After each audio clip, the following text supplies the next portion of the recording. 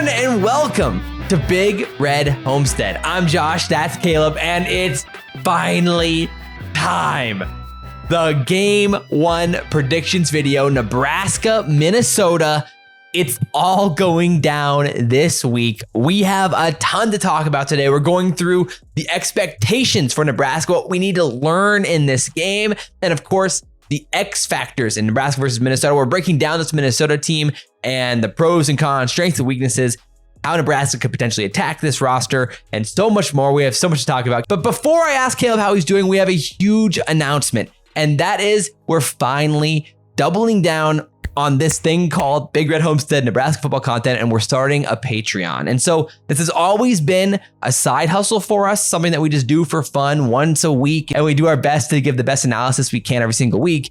But we want to be a better home for Husker football content and community. And so in the link in the description, you can check out the Patreon where you'll have access to the Discord, exclusive access to behind the scenes content. The first thing we release will be a Minnesota film reaction on the Patreon, where we break down the film, talk about what we learned, and you get to see our first thoughts of this film live. So that'll be tons of fun. And we'll be doing PFF breakdowns behind the scenes, any other content that we can't post on YouTube because it gets demonetized for like rights and things like that. The whole list of everything that you can get with the Patreon tiers will be down in the description when you click on the Patreon link. Though the channel does well, it's not breaking in the dough by any means. So if we ever want to have a chance to do this full time, eventually it would require just the amazing support of Husker Nation and you guys. And long story short, we would genuinely love and appreciate your support. It would be the world to us. And so with that said, this Nebraska game is going to be insane. Like I said, transitions all over the place. And we'll be breaking down the keys to the Minnesota game, the X factors on both sides of the ball going into this first game of the Matt Rhule era. So with that said, Caleb,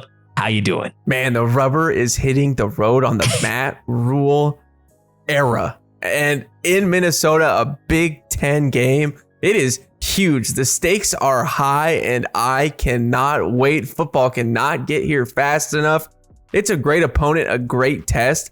And man, I can't wait to just feel the college football crowd again, feel the noise, the buzz in the stadium. We're going to be there. I know we're going to be there. We're going to meet the 3 Gopher fans that exist. I'm so excited for the game. It's so exciting. And we couldn't even wait 2 minutes. I gotta rib on the Minnesota fans. Man, but no, it's going to be wild for sure. And so we're not joking. We have a lot to get into today. So without further ado, I mean, let's start off here. Let's start on the Nebraska side of the ball before we get into the nitty gritty of the Minnesota game and the odds and what we're looking at there. Let's start on the Nebraska side and talk big picture. This is Rhule's first game. There's missing or moving parts all over this team. We've talked about it endlessly throughout this whole year. Whether it's the quarterback, whether it's the offensive line, whether it's the receiving core, whether it's the true freshman, whether it's the true freshman on the defensive line, whether it's the transfers on the front 7, or Miles Farmer leaving the team, who's going to come in the secondary, the 3-3-5. There's literally infinite questions that we could cover here. So when we're talking about Nebraska, what's the biggest question mark on the offensive side, the thing that you want to see in this game that could confirm your thoughts, maybe, deny your thoughts? Where are you at with one of these big time questions? I think you start at the quarterback with Jeff Sims. I mean, right. It just makes sense. Oh, Everybody wants to know. Everybody wants to know. I want to know, how good is he? What does he look like on the run? How is his passing? If Jeff Sims could be the guy that Matt Rhule is hyped on, like an NFL talent guy, man, he throws that out a lot, by the way, NFL talent. But he did throw this out for Jeff Sims. If that is the case with a Jeff Sims, we're in for a treat of a season, because he can win you games with his legs and with his arm side. Well, I was going to say with Jeff Sims, before we hop at other places. Yeah. I mean, the talk of the town has been, where's he at with decision making? Where's he at with his turnover risk? And that was a question mark from Georgia Tech. He had a lot of turnovers at Georgia Tech. But we always saw the flashes of brilliance, the flashes of experience. And we talked about endlessly about his performance in the spring game back in April, how accurate he looked. His timing looked great. He looked athletic back there. And the other question mark, though, when at Georgia Tech was, again, just like Casey Thompson, who struggled when under pressure and struggled just flat out when blitzed at Nebraska. basically Jeff Sims struggled just as much at Georgia Tech. So I want to see his decision-making under pressure, how accurate he can be, how quickly the ball comes out of his hand when he's under pressure to dump the ball off, get the ball out, throw it away. Those types of things are all things I'm really excited to see for Jeff Sims. And I'm optimistic. I'm hesitantly optimistic, but those are exactly where I'm looking for, right at the beginning of this game. I think the next biggest question mark, again, the offense as a whole, it feels like there's so many moving pieces with Satterfield's new offense. And I think the offensive line is my next biggest question. How we have heard Matt Rhule say the offensive line isn't as bad as people think or people say. And I really hope that's true. Again, this has been the Achilles heel of Nebraska football for the last few seasons. Can Ben Scott, can Norton Nwili, can Teddy Prohaska, he's supposed to be healthy by this time. And that'll play into the potential for Jeff Sims and how much he can execute in a game like this. We'll talk more about that in the X Factor specifically later. I mean, I want to see how good Gabe Ervin actually is. The hype has been there this off season, and even more these past 2 weeks where we've heard from the coaching staff. He's the one. He's the guy for this offense. And the video leaked of him just absolutely shouldering 3 Nebraska defensive players, including Isaac Gifford. And with Anthony Grant struggling with fumbles right now, it sounds like this is Gabe Ervin's backfield, at least first and second down is. And third down will probably go to Ramir Johnson. But long story short, there's potential here for a huge season for Gabe Ervin. And he has the body. He is absolutely huge. And so I'll be really excited to see if he's taking that next step after the momentum he kind of gained at the end of last year. Looked good in the spring game. Can he translate that to Big Ten play week 1 behind a hopefully improved offensive line? Yeah, I mean, that for me is wildly exciting, and I can't wait to learn more about it. Yeah, and the next X factor is the wide receiver room. It's been a big shakeup losing Xavier Betts. We were excited about how he was developing. He said he's stepping away from football. And who is going to fill those shoes? We have Billy Kemp, who we're excited to see in action. Looked great in the spring game. Right. Will it be IGC? Marcus Washington's kind of been banged up. Who is going to fill in this role? Will it be Malachi Coleman, who I think will be that guy? Again, further along in the season, we'll see as a freshman, it's hard to get in right away, but you never know. Stanley Morgan Jr., boom, impact right away. Wandale, DeMornay Pearson-El. We have seen this happen in recent years. And Malachi Coleman, again, he has the build. He looks like a Big Ten football player already. And I'm excited to see him as the years progress under Nebraska football. Also with that too, Thomas Fidone. Yeah, I was just about to say it. Can he be the guy? We have heard not just the hype. Guy. Yeah, not the guy, like an NFL talent guy.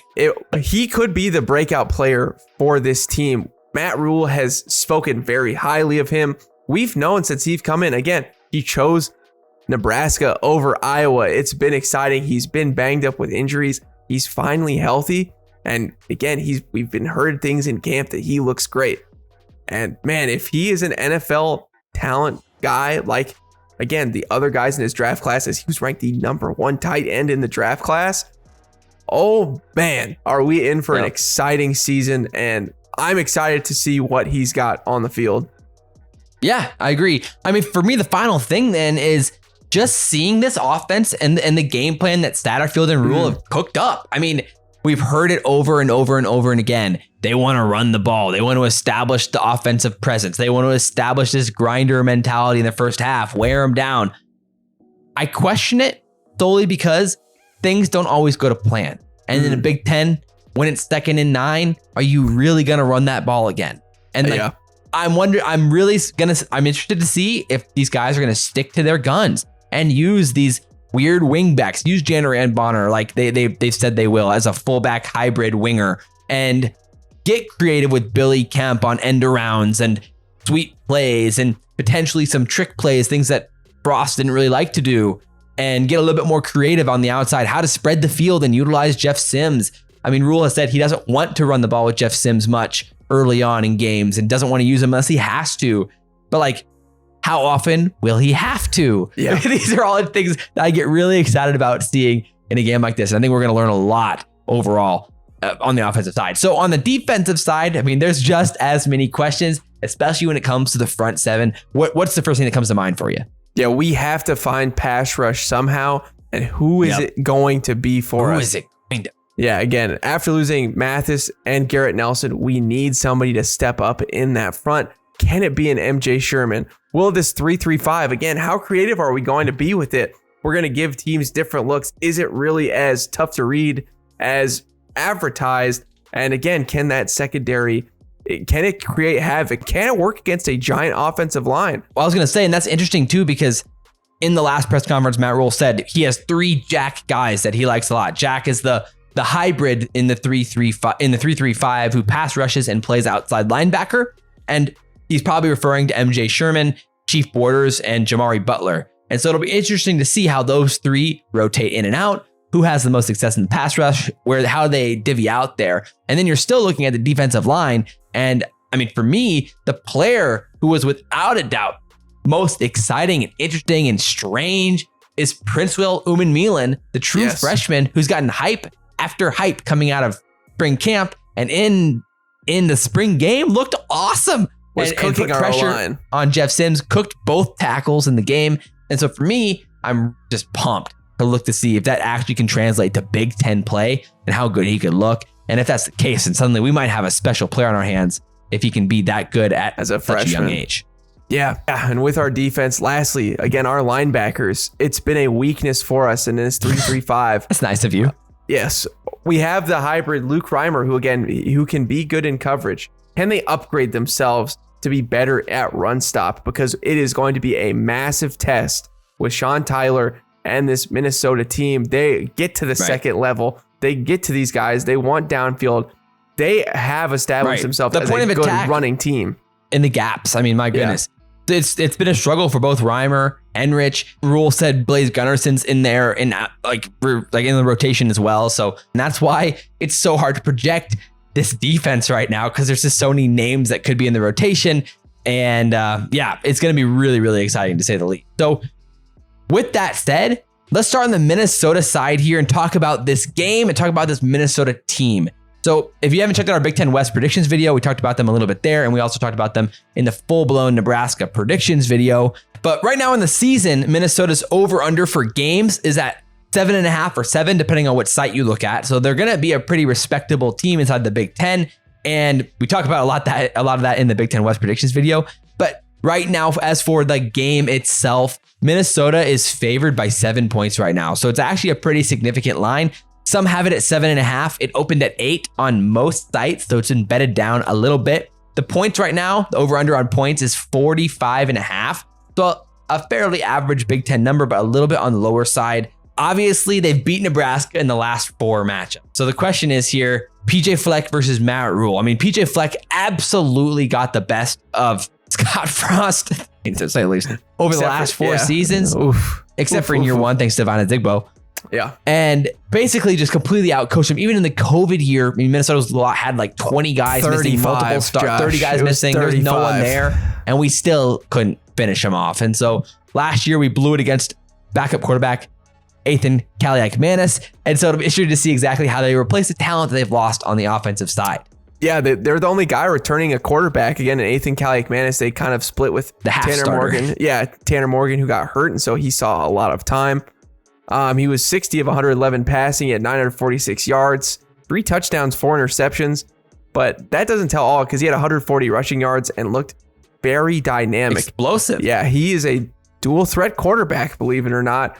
He can get out of the pocket and is really fast. And he's shown that against Penn State, Wisconsin, that he had athleticism and can compete, making All-Americans, bite the dust on some great moves. He has some deceptive shiftiness to his running as well as some great speed. And while they lost Mo Ibrahim, this Sean Tyler looks like the real deal from Western Michigan. Yeah, man. He came in and we went back and watched his highlights and we're like, whoa, whoa. And we are having this like, whoa moment while watching the highlights. And that's the type of content that you'll get on the Patreon, by the way. Yes. When we go back and watch players' highlights, new guys coming in, those are all of the reactions you're going to get on Patreon, because we can't post them on YouTube because they get copy striked by the Big Ten Network. Boo. So head over to Patreon, And again, it means the world to us if you can support us in that way, because that genuinely will allow us to make even more content for the channel. So again, we really appreciate that. But, aside from the plug, Sean Tyler genuinely is a really exciting player. I mean, last year he averaged 5.6 yards per carry. He was extremely shifty, has significant top end speed. There's some plays and some highlights there where he finds one or two cuts to the outside and suddenly like, oh, I mean, the safety's got him, right? The safety's got him. And then suddenly it's like, boom, he's gone. The acceleration down the sideline was really impressive. Obviously, a lot of those games, it was Western Michigan, so it was against MAC schools. So it'll be interesting to see if that talent translates and the speed translates. But what we've seen from a lot of these mid-major teams, that's what I'm saying. We've seen from a lot of these mid-major teams that it does translate. I'm a little bit worried when you put a guy like this in a really respectable offense with another dynamic quarterback. I think you're going to see a lot of play action, a lot of reads, and a lot of dynamic running from this offense. And of course, you're going to see the classic zone blocking with jumbo packages and things like that too. But he's a little bit smaller of a guy. He's like 5'8", 185. So it's going to be a little bit different of a dynamic than Mo Ibrahim back there, who was such a bruiser. Volume runner. So it's going to be a different dynamic. You can't just say, oh, they lost Mo Ibrahim, they're going to be worse. Mo Ibrahim was coming off a devastating injury and definitely was not the same runner afterwards, which is a shame because he would have gone to the NFL. And when you compare last year Mo Ibrahim to Sean Tyler, I mean, Sean Tyler is as if not significantly more explosive of a runner. Yeah, and the other thing too is they upgrade at wide receiver. They hit the portal well. We have Chris Ottman-Bell, who's coming in for the Gramps. Yes, coming in for his 18th year in college football. He's actually getting inducted into the Hall of Fame this year for. I thought you were going to say the retirement home. Yeah, I mean he should. My goodness, he has been there for a while. He's getting his third PhD. It's quite incredible. What a scholar. Yeah, he's a scholar of an athlete. But the thing is, they also had another guy from Western Michigan who looked good, Corey Crooms Jr. He played with Eskridge and Sky Moore, and in the last 2 years, he had over 1,500 yards and 12 touchdowns, and he's a really good deep ball threat for him. And they also got Elijah Spencer from Charlotte, who is 6'2", 190 pounds. Yeah. He had 57 catches last year, 943 yards and 9 touchdowns. And again, is another just really solid large threat. And that isn't even talking about their largest target, who is a lock NFL player.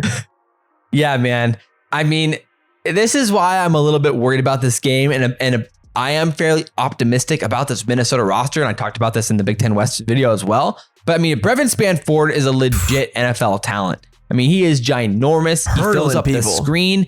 And he's out there hurdling everyone, bro. He can't stop pressing the triangle button. 7'7", 270, leaping over guys. Yeah, it's impressive. And he definitely he's that classic tight end first down guarantee release valve for quarterbacks. And Kaliak Manis took advantage of that when he was in the games. His catch radius is so large. Of course it is. Exactly. And so they just have a lot of good pieces on the offensive side. The biggest question here is going to be the offensive line and rebuilding this unit, considering they're only returning 2 starters from that offensive line after losing an NFL player there in John Michael Schmitz.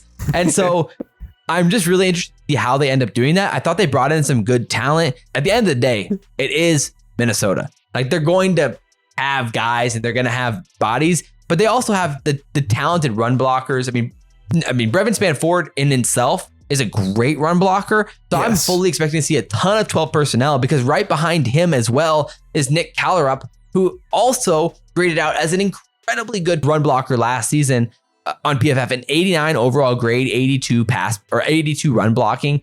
So you pair him with Brevin Spanford, who had an 82.5 run blocking grade. I mean, I just expect to see exactly what you assume to see with Minnesota. 12 personnel, both tight ends out there, big linemen in the game, and they're going to run the ball and throw these little 7 or 8 yard in routes to Brevin Spanford for first downs. It's going to be like playing against the Iowa Hawkeyes of the years of elite tight ends.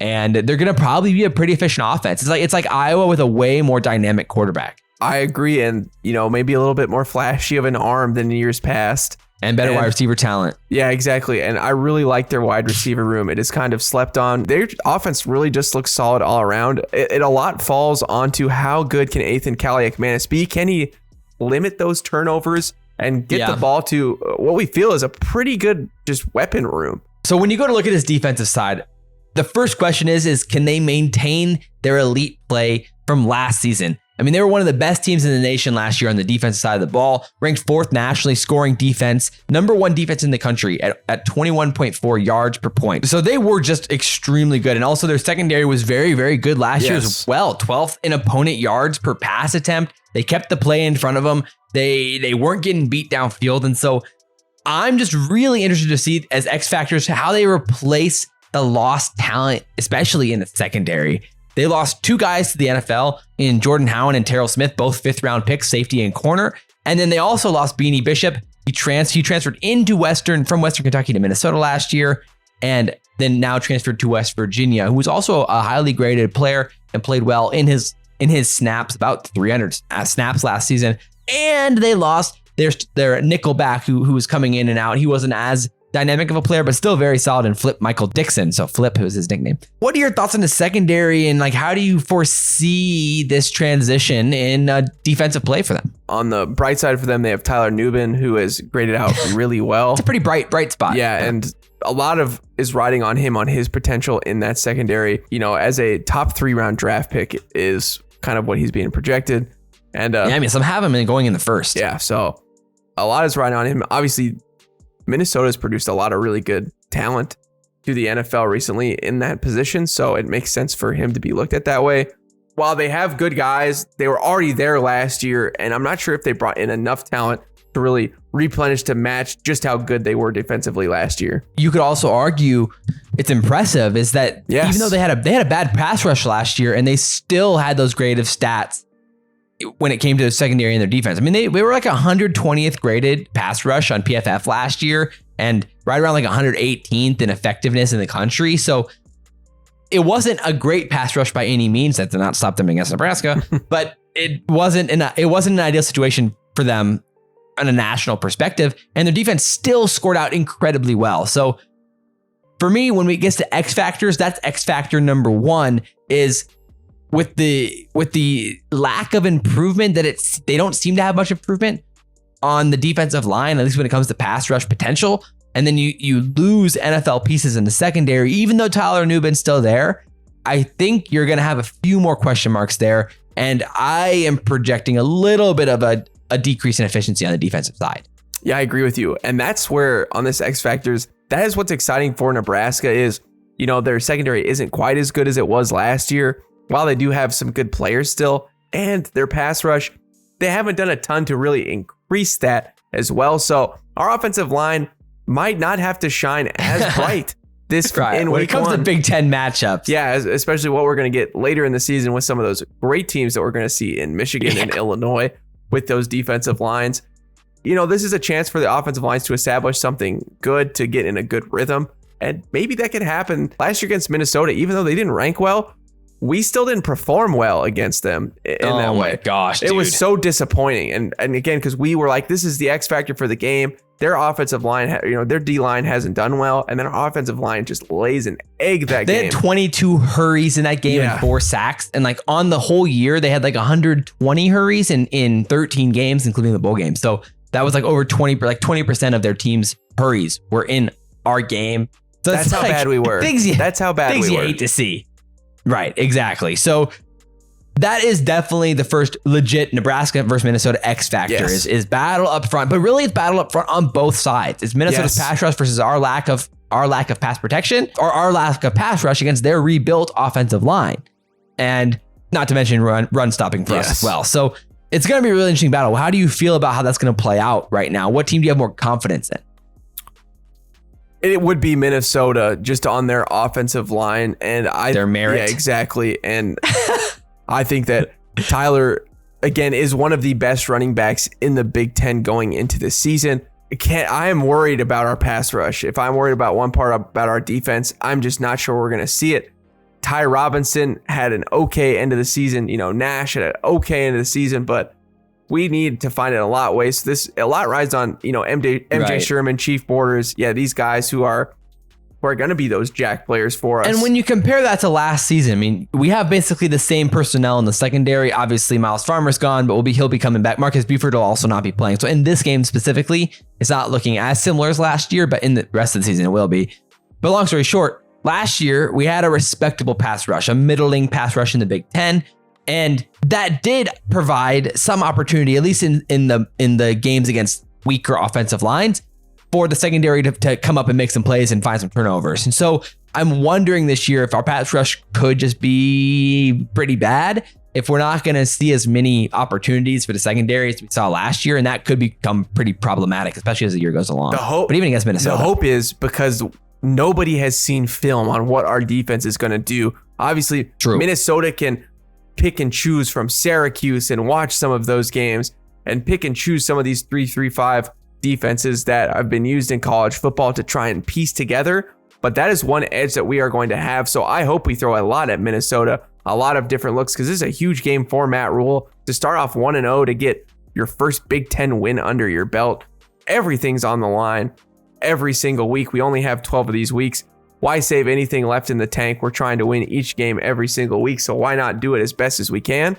And so I'm excited to see what the defense can do. How can we trick Ethan Kaliakmanis, a guy who was able to turn the ball over, that did take some risky throws. That's the biggest opportunity for Nebraska in this game. Did take some risky throws, and with no film on that and really throwing a lot of confusion at PJ Fleck's staff, at Ethan Kaliakmanis, that's Nebraska's hope in doing this. Okay, that's exactly what I was going to say. Tony White has a history of being an aggressive defensive coordinator, a guy who's very willing to send 5, 6, 0 blitz, 6, who knows, 7 at moments.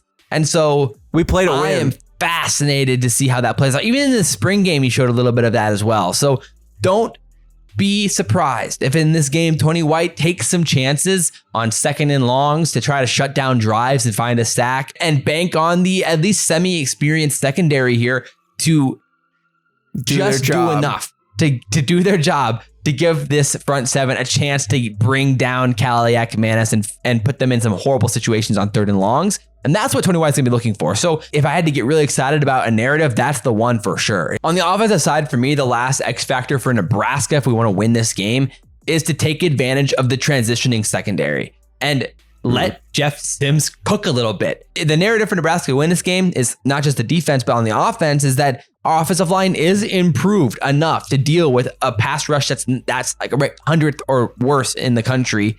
And that would give Jeff Sims time to go make plays downfield, try to find Marcus Washington in these deep crosses across the middle, but utilize play action. Utilize play action, or Thomas Fedoni across down the seam after you pump fake to send Tyler Nubin to the left side of the field. You're gonna see shots downfield to either Marcus Washington or to Fedoni, maybe these option type routes based off of Nubin's placement in the middle of the field, because everyone on that field is going to know Tyler Nubin's the playmaker on the defensive side for Minnesota, and you're gonna be trying to throw away from that man who had 4 picks last season, one of the best in the Big Ten. So when you're looking at this offense, you're going to try to scheme around that, set up the run, and that's what Matt Rhule wants to do. Set up the run, and then utilize play action to suck in the linebackers and find gaps in that second level to hit Thomas Fedoni on a release, or Marcus Washington across the middle, or Billy Kemp baby. 7 or 8 yards right in front of the first down marker. But it's not going to be easy considering how balanced of a team Minnesota looks to be. So with that said, let's get into the official predictions. Caleb, where are you at with this game? All right, so the over-under is set at 45.5 points right now. And Minnesota's 7-point favorites. Yeah, Minnesota's 7-point favorites. I have Minnesota winning this game 31-23. So I have them. I am taking the over on points. I think it's going to go one way or the other, where it's kind of sloppy, a lot of turnovers, it's low scoring, or we see some nice offense because of the sloppiness on defense. Yeah, I just think Minnesota is just going to have a little bit of the edge. I just think they're a little bit more polished on the defense, and they have a little bit more star power than us. And I think Brevin is he's going to get his against us, and I'm not looking forward to his name being called most of the game. We talked about this right at the beginning, but the talent argument is there. And I don't know if we have an answer for Brevin Spanford right now in this defense. It's a really tough matchup for us. I mean, Luke Reimer's probably that guy, and that's the question mark. That's a big size difference. And he is massively outsized, and then you're looking at Isaac Gifford to be the next guy who's also just massively outsized. And Brevin Spanford has the athleticism to still make you miss and to run with you downfield. So that's what gets me worried, not to mention the running matchups and our potential pass rush issues. I'm more concerned about our defense matching up against this offense than I am about our offense matching up with their defense. Agreed. I think our offense is going to have some chance to score. And like you said, that's why you took the over on the points. So I'm not as aggressive with the points. Long story short, I think the tight end matchup's a big scare. Like you said earlier, the pass rush is also a big scare for us. I'm not convinced we're going to have it in this game. It might take some time. It might get better as the year goes along, unless Tony White's willing to sell out. And that's the narrative, like I said earlier. I do like the potential for Jeff Sims to find some plays here. And I do want to say, I'm going to take the shot here and say that Thomas Fidone is going to have like a 40-yard touchdown in this game down the field. I love that. And we're going to have a Billy Kemp to the house moment. So we're going to have he's going to cut a zone. Game. He's absolutely going to dice up a zone. He's going to find the soft spot. I know it's going to happen. So this is what I'm saying. That's what I'm saying. Rhule says he wants to run this ball, but I think we have the opportunity in this game is in the passing game across the middle of the field underneath Tyler Nubin and trying to find holes in the secondary through play action. That's what I'm really looking for in this game. So if that happens, that's our narrative to win. But man, it's going to be tough. So long story short, I'm going to pick Nebraska to lose. Sucks. And it sucks. But we're going to be at this game. Because we're going to win, so obviously. Let me tell you. That's why. Because we're going to win.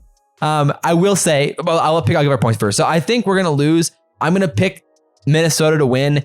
I've been right hovering at over under. I've been like in between like 27 to 20, something like that is where I've been. So I'll go 28-21 in a slight over on the points and actually at the 7-point spread, we're pushing the 7-point spread, I guess. If I had to bet either way, I would take Nebraska to cover. Actually, I think this is going to be a close game. And in a scrappy first game on the road, both teams are going to make mistakes. There's probably going to be turnovers on both sides, and it's going to be a back and forth game. So long story short, I think the win's very possible. I really do, more than some Husker fans, obviously less than others.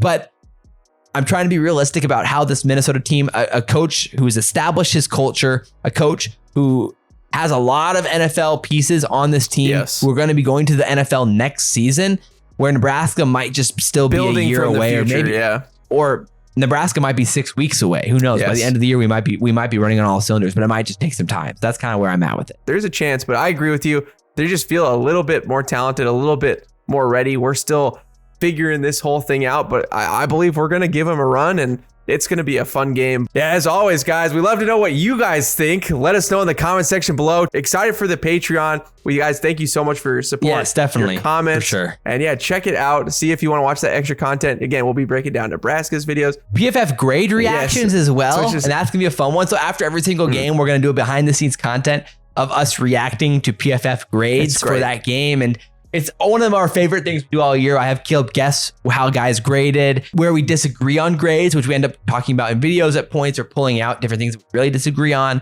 And that's kind of one of our really fun moments for each week. And like we said, film breakdowns and the community. And also there's going to be merch involved and a lot of, a fantasy football league. Oh, you bet. Yes. So if you want in on a fantasy football league, sign up for the Patreon. If you guys want to get rocked by Josh and I in fantasy football. If you want to get absolutely there's one secret skill that we have, and that's fantasy football. So bring it, guys. Okay, we want your best shot. Yeah, you're gonna get cooked. But enjoy it along the way. So click that down in the description. We want to hang out with you guys, and again, we're trying to make this a full-time gig one day, and that's the goal. And so we can't do that without you guys. Also, the other thing, if you have any sponsorships, anyone wants to sponsor the channel, hit us up. The email is in the channel email. We'll leave a business email down in the description. Check that as well. So we appreciate you guys. But as always, I'm Josh. That's Caleb. This has been Big Red Homestead. And guys, we'll see you next time. Go Big Red. Go Big Red, baby. Let's go.